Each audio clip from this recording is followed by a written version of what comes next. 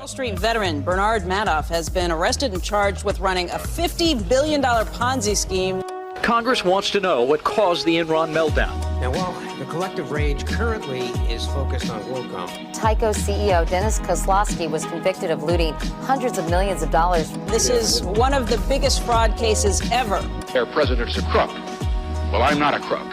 Find out more on this week's episode of White Collars, Red Hands.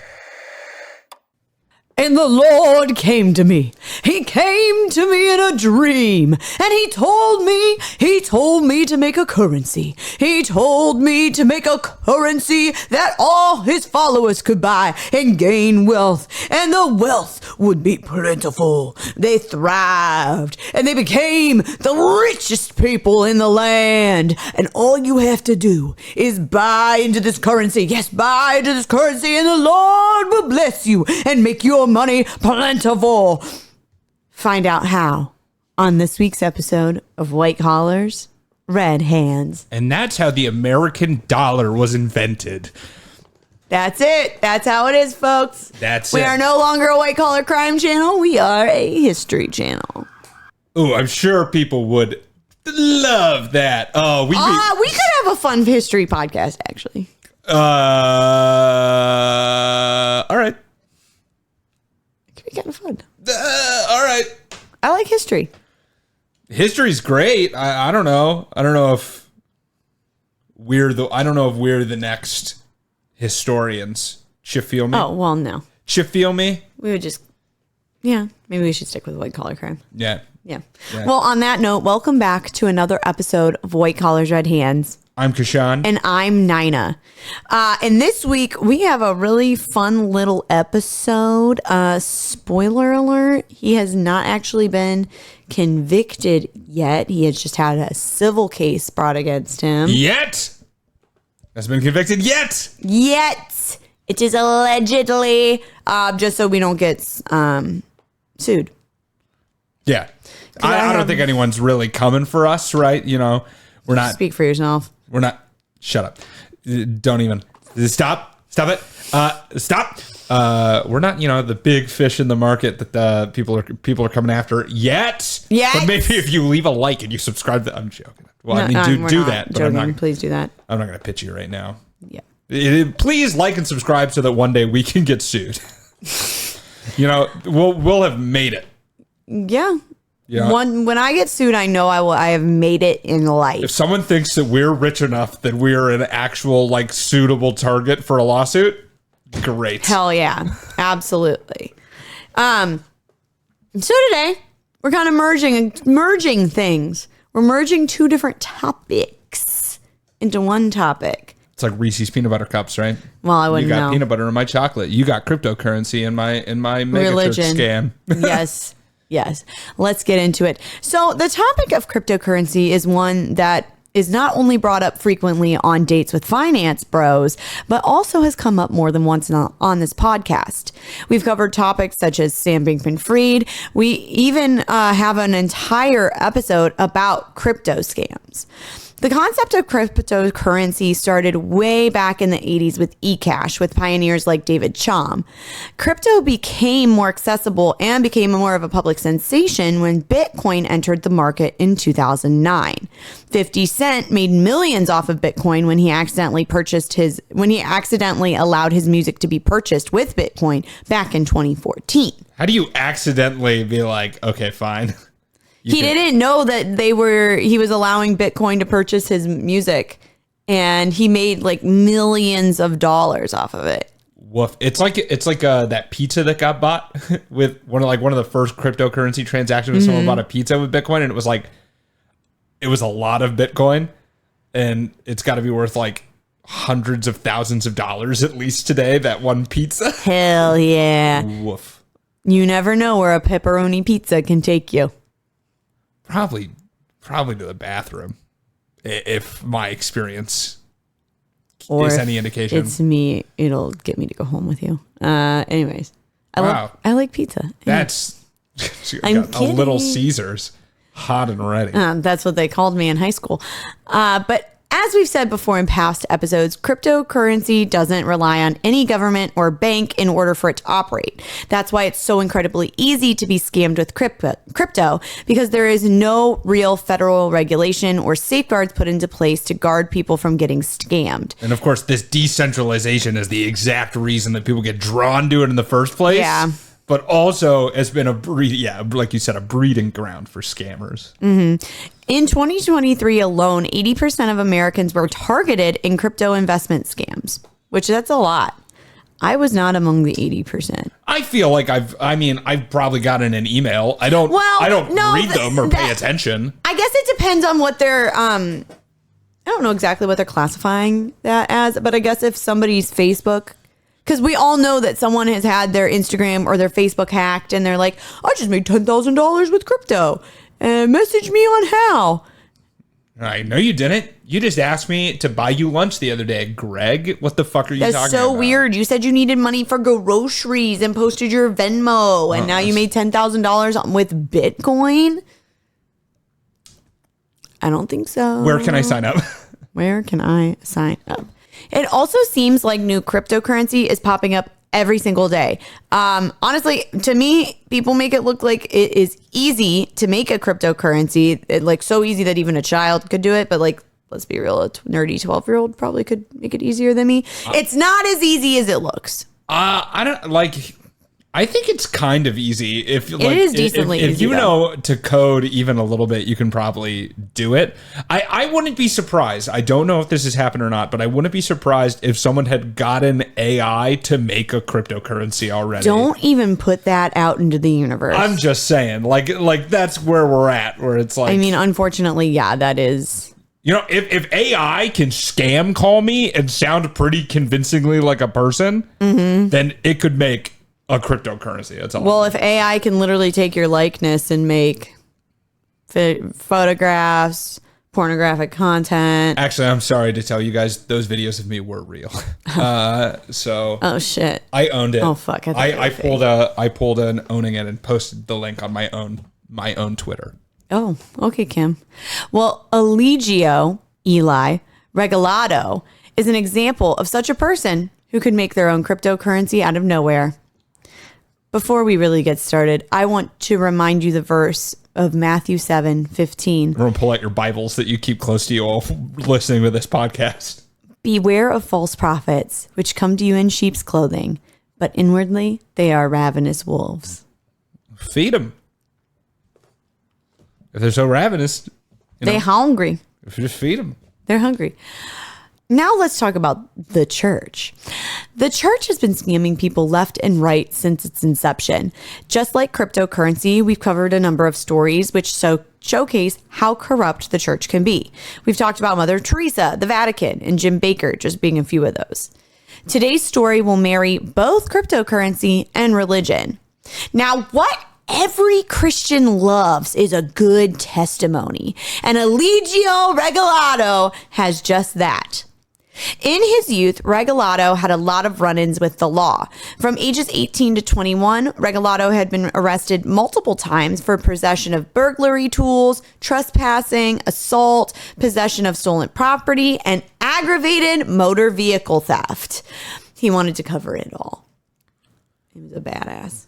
Aggravated motor vehicle theft. That's when you steal someone's car, but like with an attitude. You're like, I'm going to steal this car. You're like, why don't you get out? Okay. And I'm sorry. You wore that today? Give me your keys. Give me your keys. Give me your keys. All right. A bumper sticker? Really? It's like, I don't know why he was so aggravated. Just wanted him to steal my vehicle. He went to prison for aggravated motor vehicle theft, but was released early. Although he had been released early, got the way he wanted, Regalado couldn't keep himself out of trouble. 6 months after he was released, he was at a house party and broke a beer bottle over someone's face. He then received a felony assault with a deadly weapon charge. This once again led him to prison. While in prison, he felt as though God spoke to him yet again to file another prison sentence reconsideration. And he won. He did it and he won.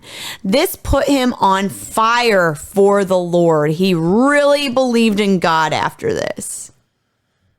Cool. I guess whatever gets you to stop breaking beer bottles over people's heads at parties, I'm down with. Sometimes, you know what kills me?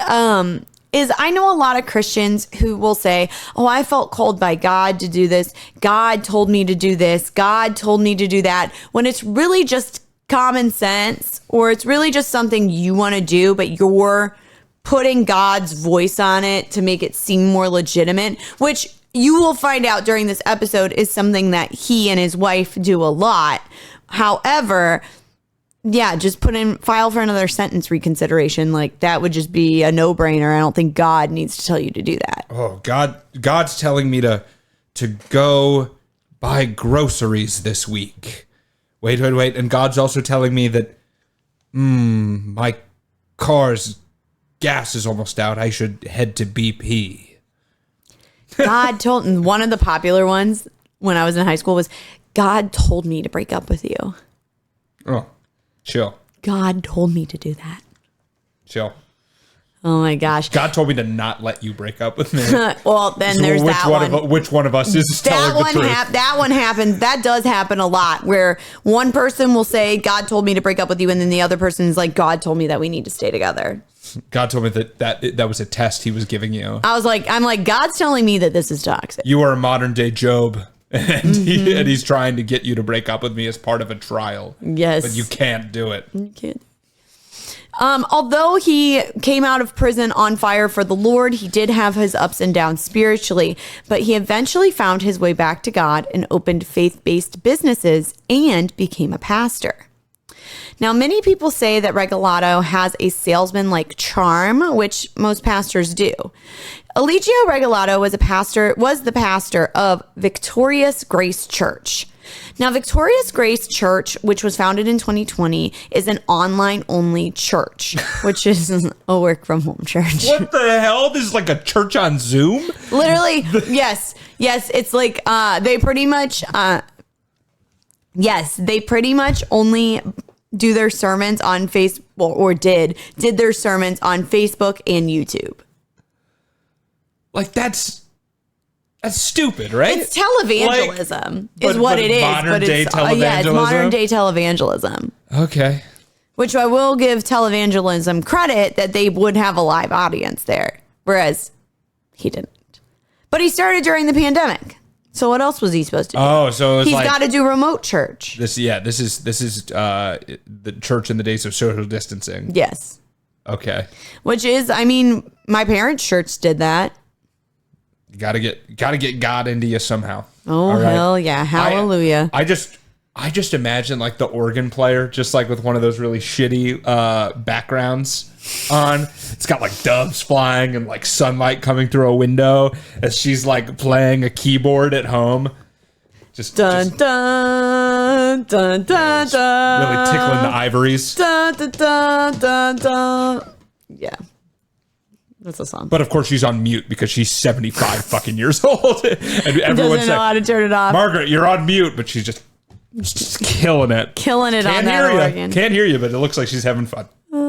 For their faith-based businesses, Regalado and his wife Caitlin were in marketing. They had their own company called Grace-Led Marketing.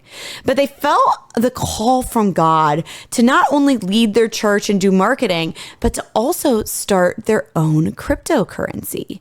Regalado said that the Lord told him to start getting involved in crypto, even though they had absolutely no experience with cryptocurrency or coding. But they saw an opportunity and seized it, despite not even being licensed to sell securities. Oh, God. It's going to be fucking called like Christ coin or something stupid. Just wait for it. Christ coin. Buy in. Get your crucifix in. Just trying to get my crucifix, you know. Jesus is on the coins on the cross. Just... You will be, like this script on it says, you will be with me in paradise. Oh my God. However, was it a call from God, or was it a way to scam employees out of payment? Grace-led marketing owed their employees back pay, and they were starting to have questions about where their money was at. One employee recalls Regalado presenting a new opportunity to him. Instead of giving the employee cash for the work that they did, he would pay them in crypto. Now, see, I could pay you real money, or, and hear this is me a big out. or,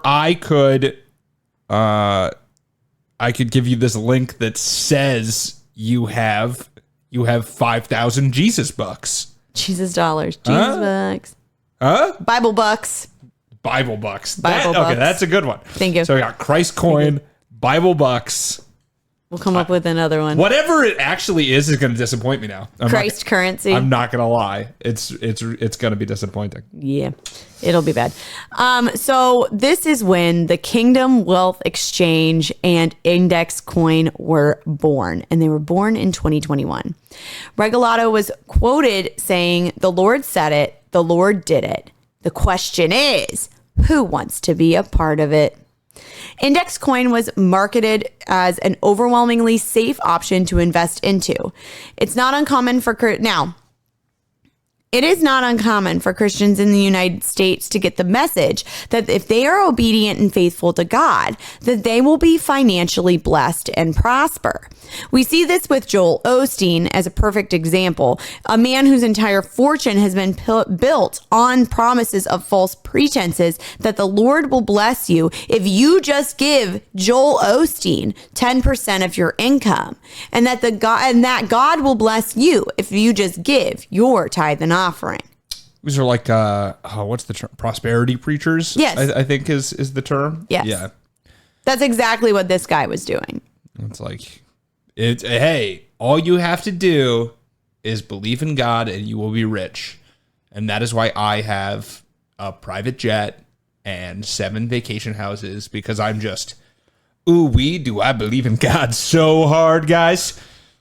Well, we even saw this with Jim and Tammy Baker when we did that episode forever ago. I think there's a long history of this. This goes back to like, you think This the Vatican literally goes back to the Vatican. Yeah, you think about the Vatican like the 1500s. They're like, fucking put gold on everything. Yep. Hell yeah. We have so many. You know why we got gold? Selling indulgences. We got gold because fucking we believe in God so hard, guys. Yeah. We're really fucking holy. He gave us this gold, not us going in and killing a bunch of people in villages. Absolutely not. It had nothing to do with that. It was God. It was the Lord. Mm-hmm. Just like cryptocurrency, it's easy for churches to scam people out of their money. Corrupt church leaders will use their leadership to sway people's emotions and get them to spend their last dollar supporting their ministry, preaching to their congregations to give up everything and follow the Lord, all while they drive fancy sports cars and live in extravagant houses. There's also a sense of security within the Christian community because you're a Christian and I'm a Christian, so I can trust you. And they believe that they won't stab each other in the back. But this was not the case with the Regalados. The Regalados promised investors that their cryptocurrency was secure and that it was linked to some of the most valuable cryptocurrencies in the world, which wasn't true. And Regalado used his connections in the evangelical community. He lured investors and preyed on their faith. He would set up meetings with pastors and would give them incentives if they just would invest with him. Building this relationship caused Regalado to then gain access to these pastors' parishioners. These pastors were not leading their flock to the path of salvation. They were leading them into a den of lions. Regalado would also have other believers help him sell INDXcoin. He had about 12 people that he would pay commission to, 12 disciples, if you will. And of these 12 disciples were his father and brother-in-law. He would pay them a commission of about $15,000 to $27,000, depending on how much they would sell. This is like per transaction? I don't think it was. I think it was total. Oh, okay. It was total. So that's actually not that much then, right? No, but they weren't around that long. Okay, they didn't. fair enough. They only sold, but they were actually only selling from 2022 to 2023. So, also, I am disappointed with INDXcoin. There's no biblical reference at all. no. Unless it's an acronym for something that I couldn't find. They missed such a great opportunity. No, I think it's indexed like to make them think that it's more stable, like an index fund. I think so, I too. think it's just supposed to be misleading. No, the whole thing is misleading. So, yeah. The Regalados also told investors that their investments were a tithe and that they were also sowing, which is a term that Christians like to use when they are doing good work. Mm-hmm. Investors were also promised that their investments were going to help widows and orphans, which is like the most basic, lame thing you can say that your money is going to. Hey, where does all this money go? Widows and orphans. Yeah. Yeah. And orphaned widows also. And widowed orphans. So, child marriage is still legal in the United States, so that checks out. It goes to child brides, but only if their husbands have died. Otherwise, we'll just marry them off to someone else. Yeah. We don't. Other than that, your money does not go to them. No. Absolutely not. Absolutely not. Prayers and Bible verses were also used to coerce investors into investing with INDXcoin, only furthering the manipulation and deceit. Investors were also told that this was a low-risk, high-profit investment. Regalado would use heightened language and technical terms to confuse investors and make them think that the cryptocurrency was something that it wasn't. He also claimed that God called his cryptocurrency a wealth transfer for his people. Investors were also led to believe that their money was going to help develop INDXcoin and that they were going to be part of a big plan that was set forth by God. They were also promised that INDXcoin and Kingdom Wealth Exchange was approved by a third-party auditor, when in reality, it was not. What do you mean that it was a wealth transfer? So it was a wealth transfer from God to the people. God doesn't have any tangible assets. What are you talking about? Like God didn't send down this cryptocurrency. That's how he tried to say. But that's what he spun it to make it sound like. It's like, okay, so God went to the America's first bank that's up in heaven, right? And he took out from his checking account 100,000 fucking Jesus dollars and Bible books. And he went to the Best Western, also in heaven, and he wire transferred it directly to me. And this is how I did. He just saw, he's like, you know what, the people of middle class white America need a little bit more money. Yeah. Hit send on it. It's fucking stupid. They also claim that INDXcoin was not subject to any state or federal regulations. Now, this may sound crazy to you and to me, but people bought into it. And from its inception, INDXcoin had over 300 investors and made $3.4 million from June 2022 to April 2023. It was extremely easy for investors to pay for it too. If they were investing less than $5,000, all they had to do was Venmo Regalado or to do a transfer to his marketing account. Yeah, that doesn't sound sketchy. Hey, At all. Can I make a $10,000 investment in this? Yeah, Venmo me. Yeah, sure, bud. Yeah. I've never bought crypto, but I don't think Venmo is how you buy it. Even though you can buy crypto on Venmo. There's a way to do it. I've never done it. I wouldn't be surprised, but I'd be weirded out if I was trying to make an investment in something and they were like, just Venmo me the money. I'd be like, yeah, no. That would not be the route that I would go through with my investments. I also think any market or any financial advisor would also tell you not to do that. Yeah, I feel like, I think with all of this so far, if you just like talk to somebody about it, they'd be like, hey, what if you didn't do that? Hey, don't fucking do that. That's stupid. These 300 people probably just didn't have friends. Well, I think also they probably didn't talk about it with anybody. Well, it was probably fucking Margaret playing the organ on mute. That's the same person that's getting into this. She's like, well, if God says he's giving out free money, then I guess I'm in. Yeah, no, literally, that is what was happening. Now, despite hundreds of people investing in their cryptocurrency, INDXcoin was about to take a turn. Now, Cryptocurrency is supposed to have an exit, and you're supposed to be able to sell and trade your cryptocurrency. And by exit, that means you can get out if you don't want to invest in it anymore. INDXcoin did not have the ability to be traded, and there was absolutely no exit. And this is because INDXcoin was illiquid and worthless. Regalado said that he knew the crypto was illiquid, but he prayed to God that God would provide and deliver them from their shortcomings. It became increasingly clear that INDXcoin was, in fact, a scam. Now, as you can guess, the Regalados did not use the money for good.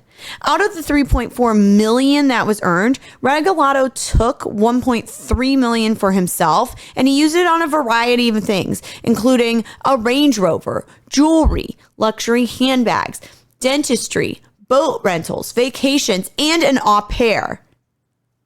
That's how you say that, right? Or an au pair? No, an au pair. I don't know what that is. Oh, an au pair is when you get someone from another country to come live in your home and nanny your kids. Oh, so a nanny? Yes, but they're from another country. Are they French? Sounds Usually. French. Yeah. Do they wear those little, like the lacy outfits? I think they have to. And they have a feather duster? Yes. Well, that's made. They only pulled the feather duster out when the kids are taking a nap. Oh, okay. Yeah, I know what you're talking about. I don't think you do. No, yeah, I think I know. Okay. They also spent money on a home renovation project that, quote, God led them to do. The Regalados also sent $290,000 to their church, which does not have an actual building considering that it is online. Takes a lot of money to add all those effects in the background. That's true. All right. That's true. That goes on during the sermons, every single one of those costs $3, believe it or not. Believe it or not. It's licensed. And although they had done plenty of things wrong, the Regalados did pay their taxes. About $500,000 went to the IRS, which is more than we can say for other rich people in this country. However, it shouldn't have been done with investment dollars. Hey, the IRS, it's law that you have to pay taxes on any crimes that you commit as well. That's true. It's the law. You have to. That is true. Now, when I was talking about those audits earlier, INDXcoin was audited by a company called Hacken. And INDXcoin was audited by a company called Hacken, but neglected to tell their investors that they had been audited and that their security score was ranked 0 out of 10 and that there were, quote, numerous critical issues. Maybe it's like golf. Maybe the lower the score, the better. Oh, maybe it's like that. Yeah. And even though they received a less than stellar report, the Regalados posted this in their Kingdom Wealth Exchange forum. Breaking news. INDXcoin has been proofed by Hacken, the toughest, most legit credit audit in the world. And before we launch, we are so far ahead of 90% of the cryptos that have existed for years. End quote. That's not true. Did they not read the audit? Well, I think, isn't 0 the best? Yeah. The lower scored, the better. They're like, fuck yes. Yeah. We got it. Yeah. They had it made. Not only were the Regalados not experienced with crypto, but they were also inexperienced with legalities and operating cryptocurrency, specifically with registration and sales securities. The Regalados were warned by lawyers not to continue with their operation, but these warnings fell on deaf ears. And although they built their crypto empire on good faith, the company could not stand on the promises of God. Regalado had built a company on false promises and had to close Kingdom Wealth Exchange for a short period because of liquidity issues. Before INDXcoin was shut down, coins were sold for $1.50 each. The way you paid them, like I said, was through Venmo or a wire transfer. And then every INDXcoin was worth $10. And the company was supposed to have sold 30 million coins in circulation. This meant that the company should have had $300 million backing in the coins. However, because of the greed, the company only had around $30,000 in its bank account. What sets the price at $10? I think they made it up. Yeah, you shouldn't do that to begin with anyway, right? It's like coins should be like the price should be dependent on the market. Right. It's like, but they weren't part. Fuck supply and but the demands. only market they were a part of was this Kingdom Wealth Exchange that they made up. Yeah. Well, I mean, this is obviously a rug pull scam, right? Like it's like you pump the money, you get everyone to buy it, they realize they can't get rid of it, and whoop, by the time they could get out, you're gone with the money, except for they were stupid and they just kind of stuck around. Yeah. That's exactly what it was. They operated a perfect scam if they were just like a little smarter and more anonymous. They were not anonymous at all. Yeah. When Kingdom Wealth Exchange was shut down, Regalado would post videos in the Kingdom Wealth Exchange forum assuring investors that if they prayed hard enough, that their investments would be safe. The Regalados hid why they were shutting down the Kingdom Wealth Exchange from investors and ensured them that they would still have their money. Now, Colorado Securities Commissioner Tung Chan filed a complaint against the Regalados for securities fraud and affinity fraud. On January 29th, 2003, a review for a motion put into place to, quote, seek preliminary and injunctive relief damages for investors and for constructive trust to be placed on the defendant's property. Regalado did not attend this review because he was in Zambia attending the Glory Shift conference, also led to believe that he was probably swindling more people out of their money. The heck is the Glory Shift conference? Some conference that was going on in Zambia for religious people, for pastors. It's actually the combination between pastors and typists. The Glory Shift conference. Hallelujah. Yeah. Hallelujah. Eli Regalado came forward with a video to shed light on the situation of what was happening. He did come clean, and I'm going to play a little bit of this video for you all today. So the charges are that Caitlin and I pocketed $1.3 million, and I just want to come out and say that those charges are true. So there's been $1.3 million that's been taken out of, I think it was a total of $3.4 million. But out of that 1.3, $500,000 went to the IRS, and a few $100,000 went to a home remodel that the Lord told us to do. And so I don't want to try to mince words or try to escape, but I want to, if I can, just communicate to you heart to heart and tell you how we got here. And it wasn't just like we had $1 million sitting there and we decided to go crazy with it. The Lord told us, okay, get this. The Lord told us, he's like, you need a sunroom. All right. You need a sunroom. And the Lord said, let there be new wallpaper. The old one's peeling. I don't know what to tell you guys. I didn't want to do it, but you know, but God told me to, and who am I to not listen to the call of God when He tells me to put in a new bathtub? He appeared to me in a dream and said, resurface your driveway. I mean, what do you? I got to answer the call. And how do I say no to that? You know, so just $300,000. I'm just following the path of the Lord. I'm just doing what the Lord wants, and sometimes we have to make sacrifices for the Lord. Yeah. You know, and the IRS. Listen, trust in the Lord with all your heart and do not lean on your own understanding. Mm-hmm. Mm-hmm. Lean on your brand new island in your kitchen. Although it does not mention prison time, they're trying to get people their money back. They're trying to, they're going to get into trouble. Well, it's purely civil in nature, right? That's correct. What it is. It's like this is a lawsuit. That doesn't mean there's not going to be correct charges. Oftentimes, these sort of indictments and charges come out first before any sort of like Justice Department gets involved. Yeah, this is a newer case. When we do get updates on it, we will let you guys know. I hope they go to jail. They definitely deserve to go spend some time in prison after this because, they were preying on vulnerable people. Now, do I think those people could have been smarter? Absolutely. But you still shouldn't be stealing money from people. Yeah, you can't. It's literally one of the 10 commandments. They're so self-righteous in it too, how you could just be like, we did do that.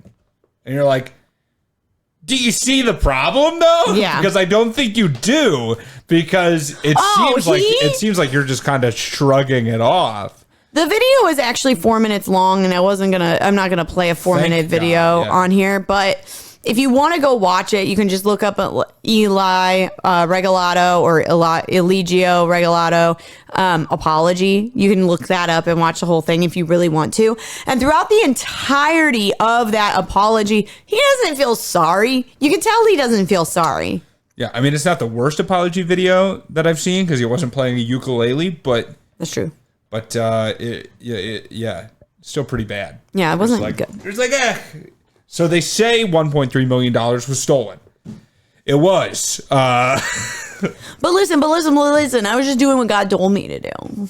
So, whoever is greedy for unjust gain troubles his own household, but those who hate bribes will live. Proverbs 15:27. Unfortunately for the Regalados, their greed not only troubled their household, but brought down their entire financial empire. Eli and Caitlin Regalado were so greedy that they scammed fellow believers so that they could afford an extravagant lifestyle that even Jesus warns against. The Regalados are the worst kind of people, stabbing their friends and like-minded individuals in the back to make a profit. It is unclear how this story ends, but as we said, we hope that God will provide, and we will also give you updates on the story when they come. Yeah. Oh, and don't buy any index coin. Don't buy any index coin. Honestly, don't. You probably can't buy it anyway. I would just advise. Shut down.